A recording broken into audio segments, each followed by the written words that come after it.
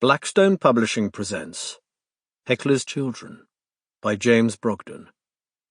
This book is read by Matthew Lloyd Davies.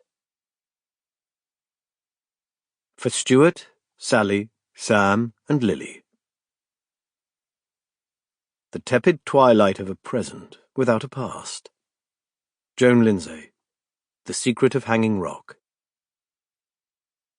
Prologue. It was a sound with which the villagers were all too familiar, the screaming of a mother for her stolen baby.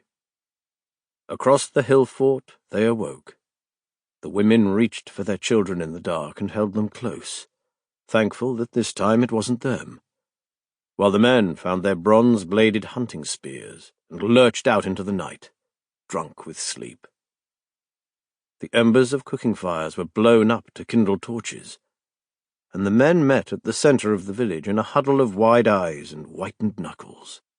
Drizzle sifted through the flames, and the light scored the lines of rib cages with shadow. These men were starving. Their families were starving.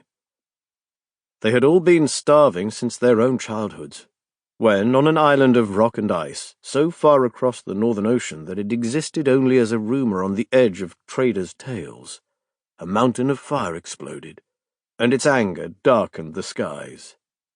Exactly what their forefathers had done to anger the goddess so profoundly was a mystery, but black rain had flooded the land and forest had become fen, driving the animals far away in search of light and warmth.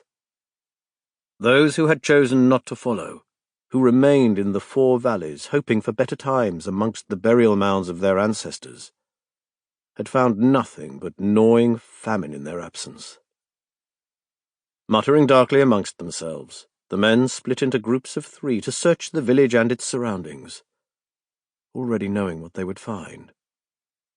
The Afore. There were many empty roundhouses to be searched, once proud homes. The thatch and timber of their steep conical roofs had long since been taken to repair the meagre dwellings of those who remained, leaving only the circular walls open to the elements, pooled with stagnant water and rotting from the inside.